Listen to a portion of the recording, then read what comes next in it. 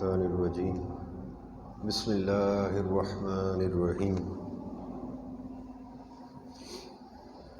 الصلاة والسلام علیک یا سیدی یا رسول اللہ وعلی آلک واصحابک یا سیدی یا حبیب اللہ الصلاة والسلام علیک یا سیدی یا رسول اللہ وعلی آلک واصحابک یا سیدی یا نبی اللہ الصلاة والسلام علیک یا سیدی یا رسول اللہ وعلی آلک واصحابک یا رحمۃ للعالمین صلی اللہ علیہ وسلم۔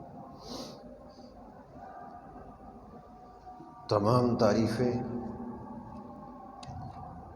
سب طرح کی تعریفیں اللہ ہی کے لیے ہیں۔ تمام تعریفیں، سب طرح کی تعریفیں رب کائنات ہی کے لیے ہیں، جس نے آدم علیہ السلام سے مخلوق کو پیدا فرمایا، اور درود ہو، سلام ہو اس ذات عالی پر، اس ذات پاک پر جنہیں اللہ تبارک تعالیٰ نے سب سے پہلے پسندیدہ بنایا۔ وہ میرے آقا و مولا ہیں، وہ میرے مرشد پاک کے آقا، وہ ہم تمام غلاموں کے آقا، وہ اس کائنات کے مرکز اور خوبصورتی کے تخت پر جل و فرما ہے۔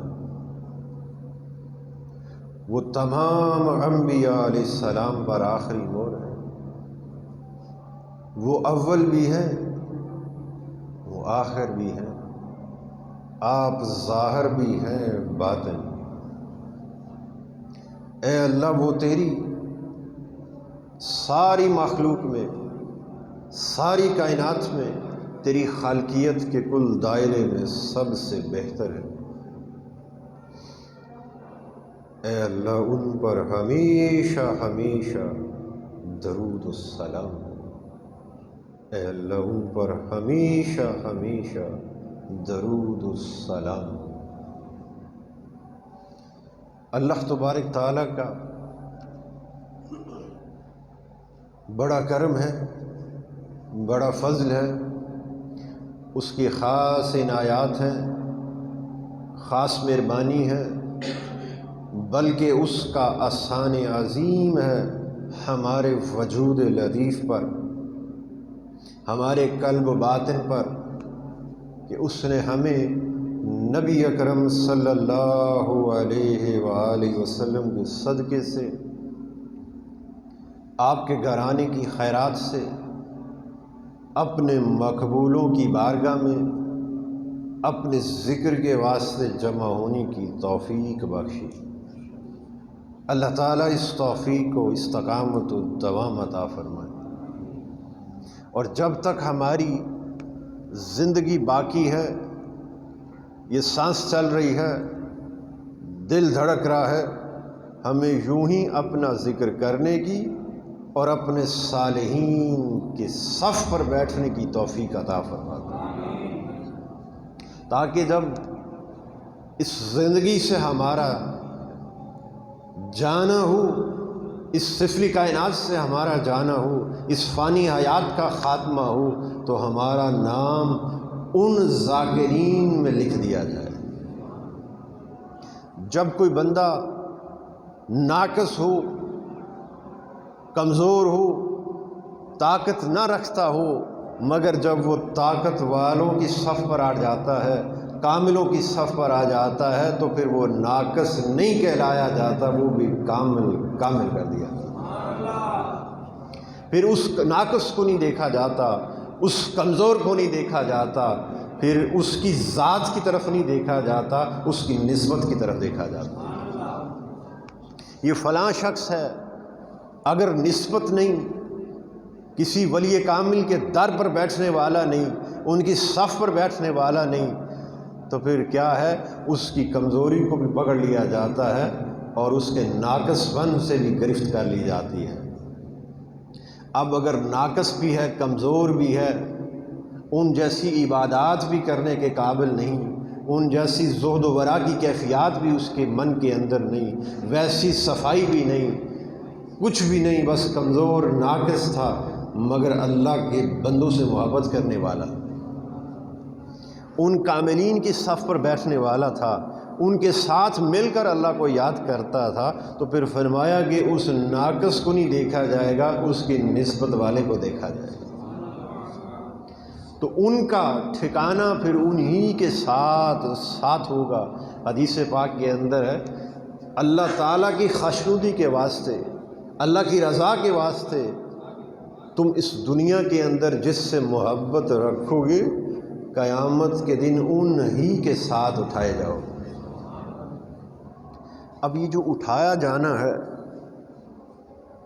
اس پر ذرا غور کریں کہ جس سے محبت رکھو گے، بھی محبت تو ہم کرتے پھرتے ہیں نا، طرح طرح کی محبت کے مراکز ہم نے اپنی طبیعت و حال کے مطابق قائم کیے ہوئے ہیں۔ کوئی عہدہ و منصب کی چاہت کے اندر ہے، قاعدہ وہی رہے گا، یاد رکھو، کوئی عہدہ و منصب کی چاہت میں ہے، کوئی مال کی چاہت میں ہے، کوئی کاروبار کی چاہت میں ہے، کوئی گھر بار کی چاہت میں ہے، کوئی بیوی اور بچوں کی چاہت میں ہے، اور جس کا محبت کا مرکز جو ہوگا وہ اسی کے ساتھ اٹھایا جائے گا۔ اب جہاں اگر کوئی شخص اس دنیا کا طالب ہے، یہ دنیا جو ہے یہ دنی سے ہے، لفظ دنی۔ اگر کسی شخص کو کہا جائے کہ تو بڑا گھٹیا ہے، تیرے اندر فلاں معاملات بڑے گھٹیا ہیں، پستی والے ہیں، تو پھر اسے کیا کہا جائے گا؟ یہ شخص بڑا دنی شخص ہے۔ عربی میں کیا کہا جائے گا؟ بولو بھی فلاں شخص بڑا دنی ہے، اور اس دنی سے دنیا بن گئی، تو فرمایا دنیا تو ہے ہی گھٹیا۔ اب جو شخص گھٹیا چیز کا طالب ہو، پسی میں گری ہوئی چیز کا طالب ہو، تو پھر اس کے احوال کبھی بھی بہتر نہیں ہو سکتے۔ تو جس کی توجہ کا مرکز گھٹیا ہو، جس کی توجہ کا مرکز اس دنیا کی، جس نے محبت دنیا کو بنا رکھا ہو، دنیا کے ساز و سامان سے محبت کرتا ہو، دنیا کے مال و عہدہ و منصب سے محبت کرتا ہو، دنیاوی رشتوں سے محبت کرتا ہو، اور محبت کو اتنا بلند کر دے کہ اللہ اور اس کے رسول کی محبت سے بھی بڑھا دے، تو پھر فرمایا کہ اس کا شمار اور اس کو اٹھایا انہی کے ساتھ جائے گا جس سے محبت کرتا تھا۔ اس کا حشر بھی ویسا ہی ہوگا جس سے وہ محبت کرتا تھا، اس محبوب جیسا ہی اس محب کا آخر اس جیسی ہی ہوگی، اسی کے ساتھ اٹھایا جائے گا۔ اب جو بندے اللہ کی رضا کی خاطر، اب یہاں پر ایک بڑا لطیف نکتہ ہے، حدیث پاک میں جو لفظ آیا وہ آیا کہ جو اللہ کی رضا کی خاطر، اس کی خوشنودی کی خاطر کسی سے محبت کرے۔ اب یہاں پر مجھے بتائیں، اس بندے نے محبت کسی شخص سے کی، کسی ہستی سے کی، یا اللہ سے کی؟ بولیے، کیا فرمایا؟ اللہ کی رضا کی خاطر، اس کی خوشنودی کی خاطر اگر کسی نے کسی سے محبت کی تو اس کو اس ہی کے ساتھ اٹھایا جائے گا، اس کی اخیر انہی کے ساتھ ہوگی، اس کا آخری معاملات جو ہیں وہ اس ہستی کے ساتھ کیے جائیں گے، اور جس کے ساتھ وہ محبت کرتا تھا۔ اب وہ محبت تو کرتا اس کے ساتھ تھا، مگر کرتا کس کے لیے تھا؟ رب کے لیے۔ بھی تجھ سے محبت کرتے ہیں، بھی کس لیے محبت کرتے ہیں؟ تاکہ اس کی خوشنودی اور رضا مل جائے۔ بندہ رب کی رضا کا، اس کی خوشنودی کا طالب ہوتا ہے، اور پھر میں بڑی خاص بات کر رہا ہوں، طالب رب کی محبت کا تھا، طالب رب کی رضا اور خوشنودی کا تھا، مگر گرفتار کسی اور کی محبت میں ہو گیا۔ غور تو کرو، بھی رب کی محبت کا طالب تھا، اس کی خشنودی اور رضا کا طالب تھا، اس ارتقاء عظیم کے اندر وہ چلتا چلتا دیکھا کہ یہ اللہ والے ہیں تو اس سے محبت کر بیٹھا۔ تو وہ فرمایا کہ ان کا انہی کے ساتھ ٹھکانہ ہوگا، انہی کے ساتھ اٹھایا جائے گا۔ اب جب اٹھایا جائے گا تو بات میں کہہ رہا تھا ناقص اور کامل کی، تو بندہ خود تو بذات خود ناقص تھا، مگر محبت دل میں کاملین کی تھی، تو حدیث پاک کے مطابق اسے اٹھایا بھی پھر کاملین ہی میں سے جائے گا نا۔ حدیث پاک کے اندر ہے کہ قیامت کے دن جب لوگوں کو ان کی قبروں سے اٹھایا جائے گا، نکالا جائے گا اللہ تعالیٰ کی بارگاہ میں حاضر کرنے کے واسطے، تو کچھ لوگ ایسے ہیں جو اپنے سر کے بل چل کر جائیں گے، اور کچھ لوگ ایسے ہیں جو اپنے قدموں کے بل چل کر جائیں گے، اور پھر فرمایا کچھ خاص بندے ایسے بھی ہیں جب ان کی قبروں کو کھولا جائے گا تو ملائکہ سواریاں لے کر ان کے مزارات کے باہر کھڑے ہوں گے، بڑی تعظیم کے ساتھ، تکریم کے ساتھ، محبت کے ساتھ انہیں ان سواریوں پر سوار کر لیا جائے گا اور بڑی تعظیم و تکریم کے ساتھ اللہ کی بارگاہ میں حاضر۔ اب یہاں پر دیکھیں وہ تعظیم و تکریم تو ان کے لیے تھی نا، وہ سواریاں تو ان کے لیے تھی، اب بندہ محبت جو ان سے کرتا ہو، ساری زندگی اللہ کی رضا کی خاطر اس ولی کامل سے محبت کرتا رہا، ان کی اتباع و فرما برداری میں لگا رہا، ان کے نقش قدم پر چلتا رہا، اعمال صالحہ ان کو دیکھ دیکھ کر کرتا رہا، تو پھر فرمایا کہ جب وہ سوار ہوں گے تو غلام کو بھی ساتھ سوار کر لیں۔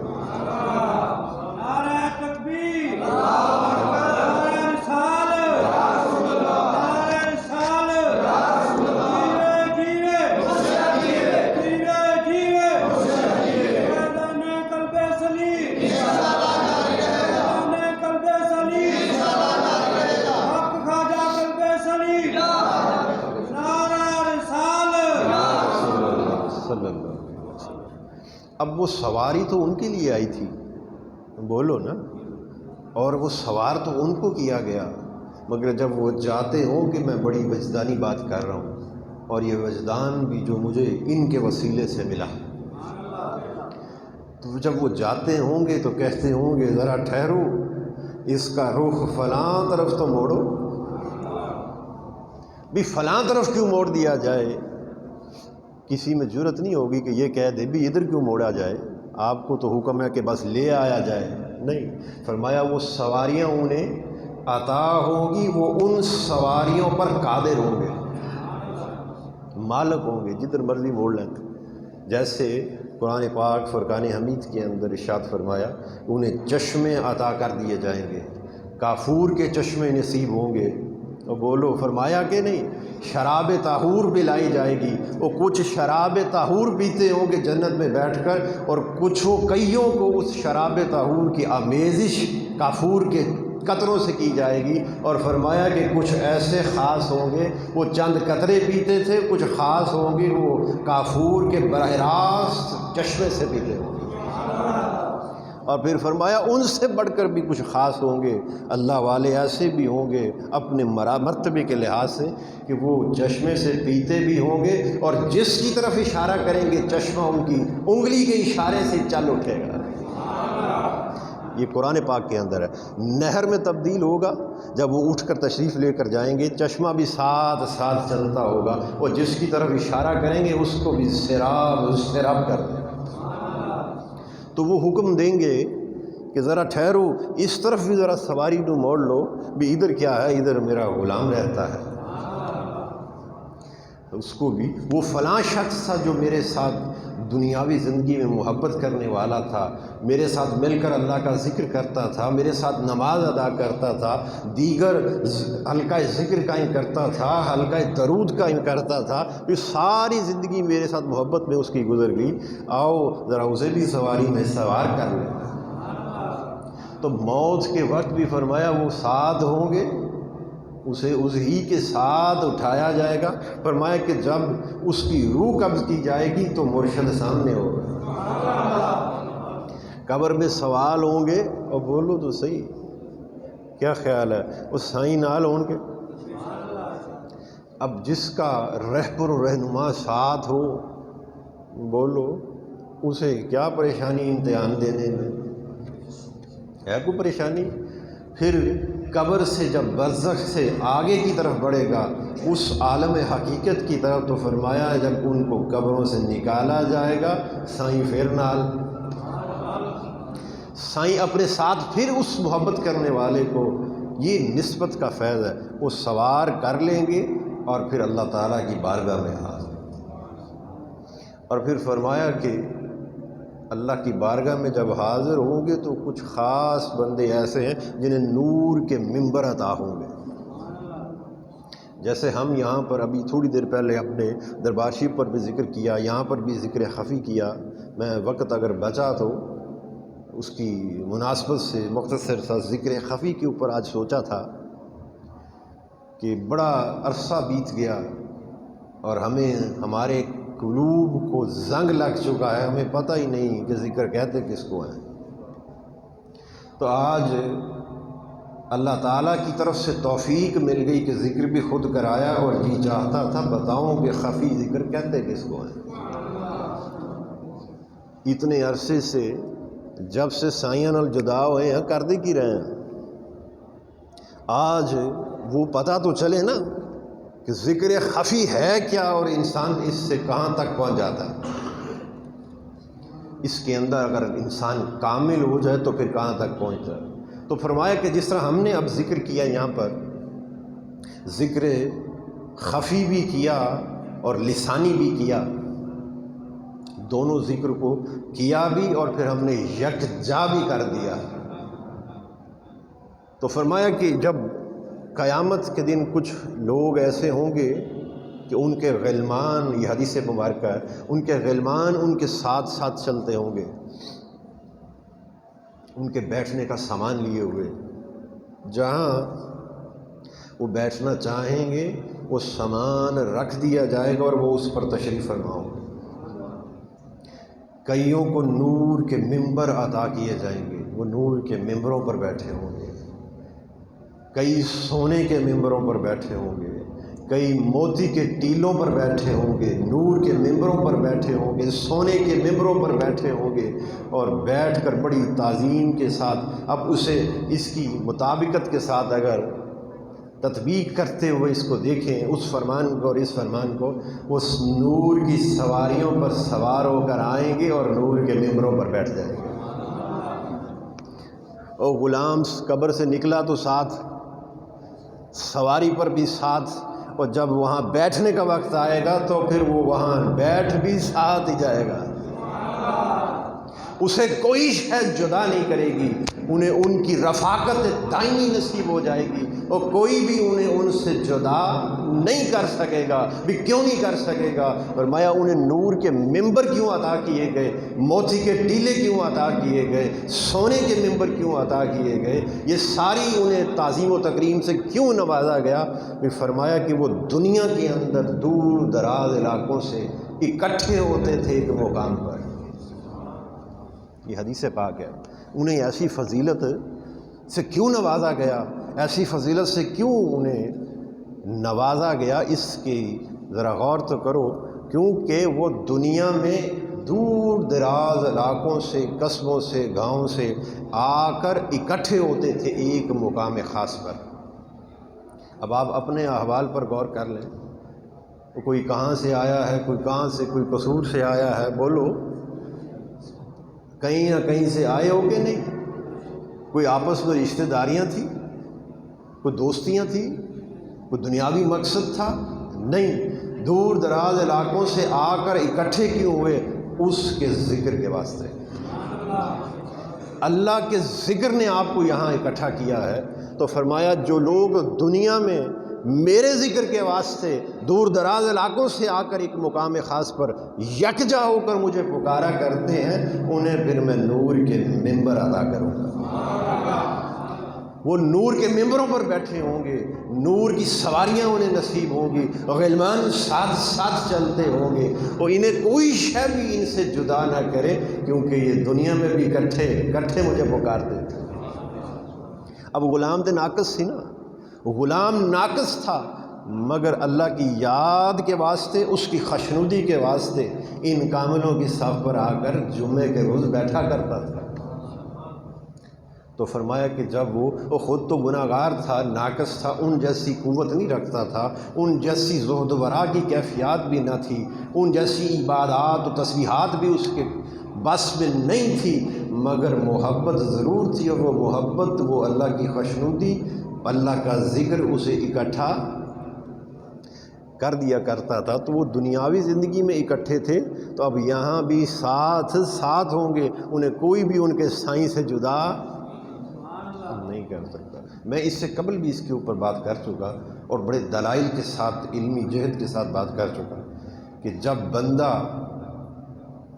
بندے کی نسبت اگر دہلیز ولایت کے ساتھ اخلاص والی، محبت والی ہو جائے، تو پھر اسے کہیں بھی، کسی بھی زمانے میں، کسی بھی دور میں اسے جدا نہیں کیا جاتا، اس کا ذکر ساتھ کیا جاتا ہے، خواہ کتا ہی کیوں نہ ہو۔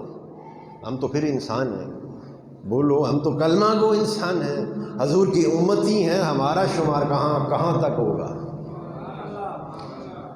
وہ اصحاب کہف کا جو کتا تھا، بولو، اسے محبت تھی دہلیز ولایت سے، ان کی دہلیز پر بیٹھا تھا، محبت کرتا تھا، اخلاص کے ساتھ محبت کرنے والا تھا۔ یہ مفسرین فرماتے ہیں کہ جب وہ کتا ان کے پیچھے لگ گیا، تو ان میں سے کسی ایک نے اسے بھگانا چاہا، پتھر پھینکا اس کی طرف کہ یہ دوڑ جائے، چلا جائے، تو اس کتے نے اللہ تعالیٰ سے عرض کی کہ پروردگار، آج قوت گویائی دے دے۔ اللہ پاک نے اسے قوت گویائی سے نوازا۔ یہ حرف بہر مفسرین نے بیان کیا ہے، ان اولیاء صالحین نے بیان کیا ہے، اور یہ اکثر اولیاء اکرام اپنے خطابات کے اندر یہ بیان فرماتے ہیں۔ تو اسے زبان ملی، وہ دو ٹانگوں پر کھڑا ہو گیا اور ان سے عرض کرنے لگا، مجھے کیوں مارتے ہیں، کیوں بھگاتے ہیں؟ وہ کہنے لگے کہ ہم بادشاہ سے چھپتے چھپاتے آئے ہیں، تو شور کرے گا، بھونکے گا، تیری آواز سے بادشاہ کو خبر ہو جائے گی، اس لیے تجھے بھگاتے ہیں۔ بات سمجھ آئی؟ جب یہ سنا تو وہ عرض کرنے لگا، بھی حضرت، میں کتا ضرور ہوں، مگر اولیاء پر بھونکنے والا نہیں۔ میں کتا ضرور ہوں، مگر اولیاء پر بھونکنے والا نہیں، اولیاء سے محبت کرنے والا ہوں۔ مجھے نہ بھگائیے، میں آپ پر بھونکنے والا نہیں، آپ سے محبت کرنے والا ہوں۔ تو اسے محبت نصیب تھی، دہلیز ولایت کے ساتھ ایک نسبت اس کو نصیب تھی، تو پھر اس نسبت نے اسے اتنا اونچا کیا کہ رب نے اپنے قرآن میں اس کا تذکرہ فرمایا۔ اب کتے کا تذکرہ کرنا کوئی مقصود تھا؟ بولو نا، وہ تو رب ہے نا، وہ دی شان ہے۔ وہ کتے کا ذکر نہ کرے تو تب بھی اس کی شان وہی ہے، وہ کتے کا ذکر کر دے تو تب بھی اس کی شان وہی ہے۔ اس کی شان تو بڑھنے اور گھٹنے سے پاک ہے۔ بولو، پاک ہے کہ نہیں؟ وہ کتے کا ذکر کرے تب بھی وہی شان، نہ کرے تب بھی وہی شان، اس کی شان کو تو کوئی فرق پڑتا ہی نہیں۔ وہ تو ان پیمانوں سے ہی پاک ہے اور منزہ اور لطیف ذات ہے، تو اسے تو ذکر کرنے سے کوئی فرق پڑتا ہی نہیں۔ مگر پھر اس نے ذکر کیوں کیا؟ کہا، مجھے گوارا نہیں کہ میرے اولیاء سے محبت کرنے والا ہو، خواہ کتا ہی کیوں نہ ہو، اور میں جہاں جہاں ان کا ذکر کروں گا، اس کا بھی ساتھ کروں گا۔ تو پھر پتہ یہ چلا کہ اگر کتا بھی کیوں نہ ہو اور نسبت اسے اخلاص والی نصیب ہو، اور ولایت کی دہلیز سے محبت نصیب ہو، نسبت نصیب ہو، تو پھر رب اس کا ذکر اپنے قرآن میں بھی فرما دیتا ہے۔ تو اگر ہم تو حضور کے امتی ہیں، آپ سے محبت کرنے والے ہیں، آپ کا کلمہ پڑھنے والے ہیں، آپ پر درود و سلام پڑھنے والے ہیں، اور اگر ہمیں اولیاء سے نسبت ہو جائے، ہمیں اللہ کے مقربین سے نسبت نصیب ہو جائے، تو پھر ہمارا ذکر اور ہمارا وجود کیوں نہیں ان کے ساتھ ساتھ ہوگا؟ بولو ہوگا ساتھ کہ نہیں؟ تو فرمایا کہ مجھے گوارا نہیں کہ میرے اولیاء سے محبت کرنے والا ہو اور ان کی دہلیز پر بیٹھنے والا ہو تو میں اس کا ذکر ان کا کر دوں اور اس کا نہ کروں۔ تو اس کو قرآن پاک میں اس کا تذکرہ فرما دیا۔ اب بات یہاں ختم نہیں ہوتی۔ 309 برس سلامت رکھنا مقصود کس کو تھا؟ بولیے نا، اصحاب کہف کوئی تھا نا۔ اللہ تعالیٰ نے ان اولیاء کو 309 برس تک سلامت زندہ رکھنا تھا نا۔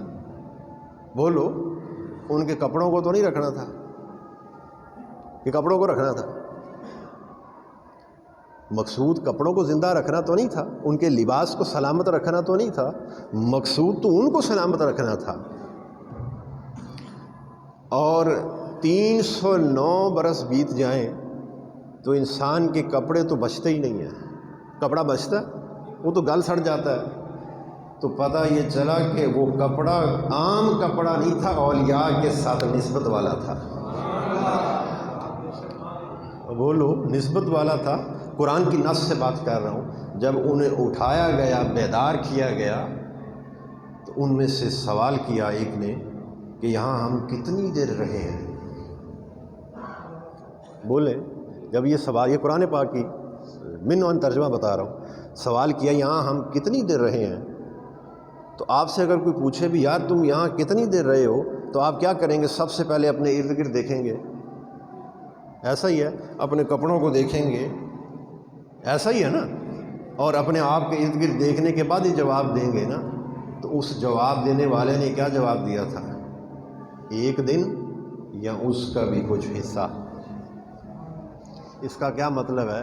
انہوں نے ارد گرد دیکھا ہوگا، لباس کو دیکھا ہوگا کہ لباس سے آج بھی اس طرح جیسے 10 منٹ پہلے ہی پایا ہے۔ بولو نا، آج بھی اسی طرح تازہ ہے، لگتا ہے ایک دن، بلکہ اس سے بھی کم کہ اس کے لباس کے اندر جو پکڑ کے دیکھا ہوگا کہ نہیں، کہ محسوس ہوتا ہے کہ ایک دن سے بھی زیادہ نہیں بلکہ ایک دن سے بھی کم یہاں رکے ہیں۔ تو اب مجھے بتائیں، ان کا لباس رب نے سلامت رکھنا رب کو مقصود تھا یا ان کو سلامت رکھنا مقصود تھا؟ تو چونکہ لباس کی نسبت کس کے ساتھ تھی؟ اولیاء کے ساتھ، تو پھر فرمایا کہ اس لباس کو بھی سلامت رکھ دیا گیا، محفوظ کر لیا گیا۔ میں لفظ محفوظ اس کے اوپر خطاب کر چکا ہوں کہ جو اللہ تعالیٰ کی محبت میں گرفتار ہو جاتا ہے تو پھر رب اس بندے کو محفوظ کر لیتا ہے۔ ان کی نسبت کی وجہ سے وہ لباس محفوظ رہا۔ اب یہ تو لباس تھا، اس ذرا غار کے دہانے کی طرف چلتے ہیں۔ وہاں ایک کتا بھی بیٹھا تھا۔ بتاؤ، کتے کو سلامت رکھنا کوئی مقصود تھا؟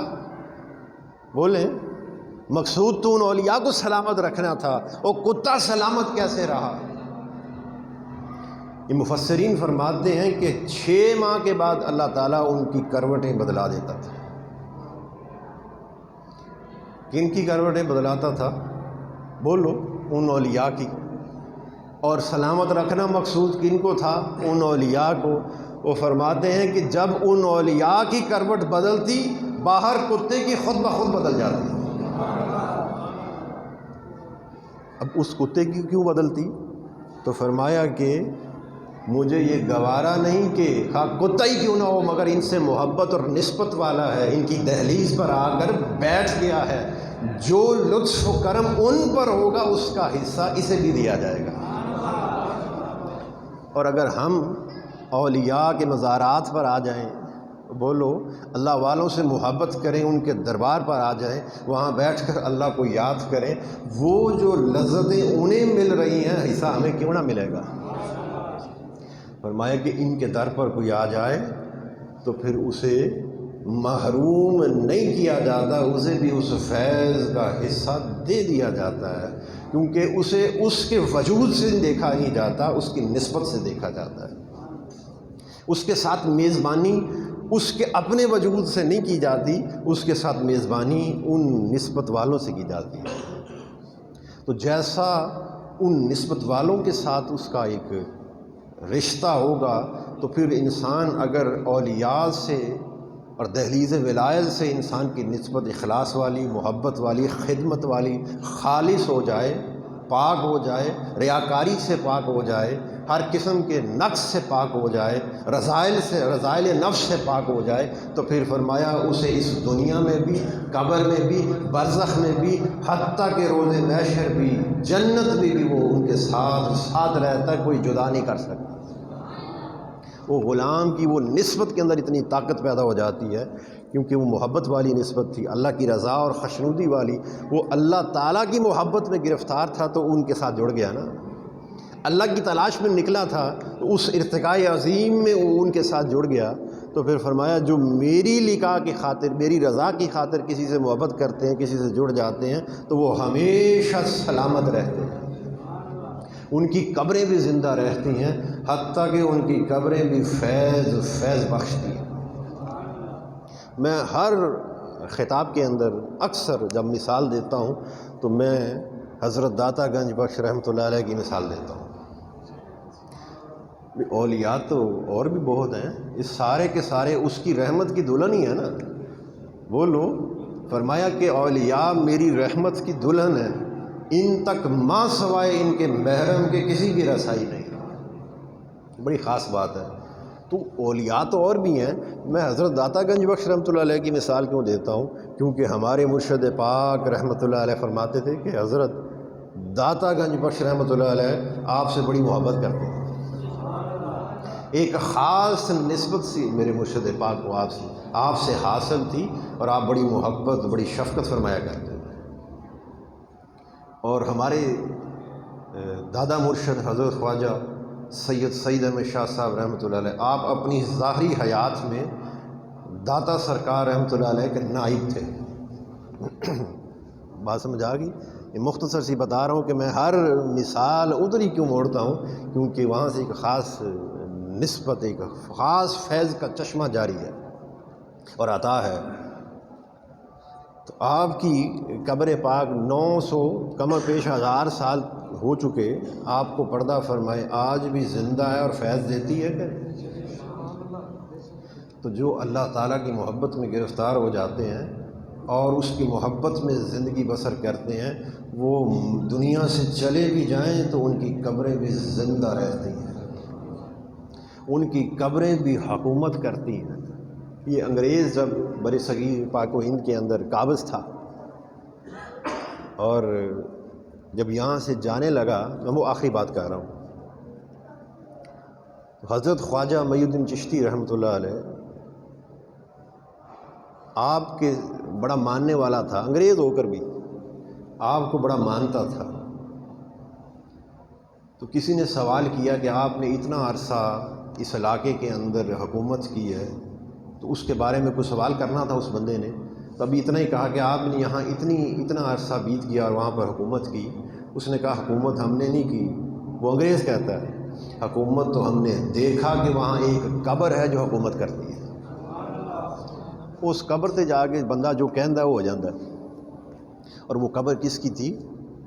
خواجہ معی الدین چشتی رحمۃ اللہ۔ تو پتہ یہ چلا کہ اولیاء دنیا میں ظاہری طور پر موجود ہوں تب بھی بادشاہ، اور دنیا سے چلے جائیں تب بھی ان کی قبریں بھی زندہ رہتی ہیں۔ وہ جن کے دلوں کے اندر اللہ تعالیٰ کی محبت کا بیج آ جائے اور جو اللہ کی رضا کی خاطر، اس کی خوشنودی کی خاطر پاکیزہ زندگی گزار لیں، پھر ان کی قبریں بھی لوگوں کو فیض بخشتی ہیں۔ فیض کیسا بخشتی ہیں؟ جنہیں تم دیکھو تو تمہیں خدا یاد آ جائے۔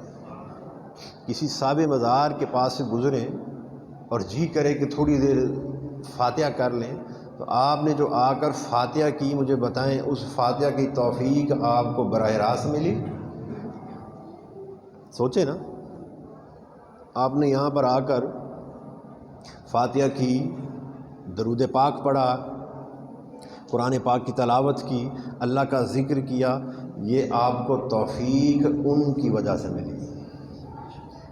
یہاں پر مزار نہ ہوتا، اور بولو ان اولیاء کا ڈیرا نہ ہوتا، آپ کی نسبت نہ ہوتی تو جہاں سارے ہفتے کے دن گزرے ہیں جمعہ بھی ویسے ہی گزر جاتا ہے۔ بولو گزرتا کہ نہیں؟ یہ نسبت تھی، اس نسبت کا فیض تھا، اس دربار کے ساتھ نسبت تھی، اس صاحب مزار کے ساتھ نسبت تھی، اور جس نے ہمیں کان سے پکڑ کر جمعے کے دن لایا اور اللہ کی یاد میں لگا دیا۔ ہم تو اس کی یاد کے قابل نہ تھے۔ سارا ہفتہ ذرا اپنے گریبان میں دیکھیں، اور جن کاموں میں ہمارا سارا ہفتہ گزر گیا ہے ہم تو اس کی یاد کے قابل نہ تھے کہ ہمیں توفیق دیتا، اور پھر بھی ہمارا نصیب تو دیکھو، ان کے وسیلے سے ہم جیسے گندے لوگوں کو بھی اس نے ذکر کی توفیق دے۔ تو جب بندہ اولیاء کے پاس جاتا ہے تو فرمایا کہ ان کی قبروں کو بھی دیکھ کر رب یاد آتا ہے۔ حدیث پاک کے اندر ہے، تم میں سب سے بہترین لوگ وہ ہیں جنہیں تم دیکھو تمہیں اللہ یاد آ جائے، جن کی بات کلام سنو تمہیں دین کی حکمت نصیب ہو جائے، اور جن کے طرز طریق کو دیکھو تجھے آخرت یاد آ جائے، سمجھ جائیے تم میں سب سے بہترین یہی تو اولیاء ہے۔ تو ان کی ولایت کی حقیقت یہ ہے کہ ان کی قبروں کو بھی دیکھو تو رب یاد آتا ہے کہ نہیں، اللہ کا بے ساختہ اس کا ذکر شروع ہو جاتا ہے کہ نہیں، اور جی چاہتا ہے کہ درود پڑھیں اور جی چاہتا ہے کہ ذکر کریں، تو پھر فرمائے یہی تو دلیل ہے ان کی ولایت کی۔ تو اللہ پاک سے دعا کریں، اے اللہ حضور علیہ الصلاۃ والسلام کے نالین پاک کی خاک پاک کا صدقہ ہمارے تمام صغیرہ و کبیرہ گناہ معاف فرما دے، ہماری تمام قصدی اور خامیوں کو درگزر فرما دے۔ اے اللہ حضور علیہ الصلاۃ والسلام کے نالین پاک کی خاک پاک کا صدقہ ہمیں قبر کے عذاب سے، محشر کے عذاب سے، صراط اور میزان اور قبر کی ہولناکی سے بچا لے، موت کی سختی سے بچا لے، ہمارا خاتمہ ایمان پر فرما دے۔ اے اللہ ہمیں ان صالحین جیسی پاک پاکیزہ زندگی عطا فرما، اے اللہ ہمیں ان صالحین جیسی پاک پاکیزہ دل نفس عطا فرما، ان صالحین جیسی عبادات و تسبیحات کرنے کی توفیق عطا فرما۔ اے اللہ ہمیں حضور علیہ الصلاۃ والسلام کے صدقے سے اپنے مقربین کی نسبت میں دوام عطا فرما، استقامت عطا فرما۔ اے اللہ حضور علیہ الصلاۃ والسلام کے نالین پاک کی خاک پاک کا صدقہ میرے مرشد پاک حضرت خواجہ میاں محمد کلب سلیم رحمۃ اللہ علیہ آپ کو دائماً اپنی رحمت کی جھولی میں رکھنا، آپ پر دائماً اپنی رحمت کا سائبان طرح رکھنا، آپ کو ہمیشہ حضور علیہ الصلاۃ والسلام کی آغوش غلامی قربت خاص میں کالی کملی کے سائے تلے رکھنا۔ صلی اللہ علی حبیبہ سیدنا محمد و آلہ و صحابہ وسلم۔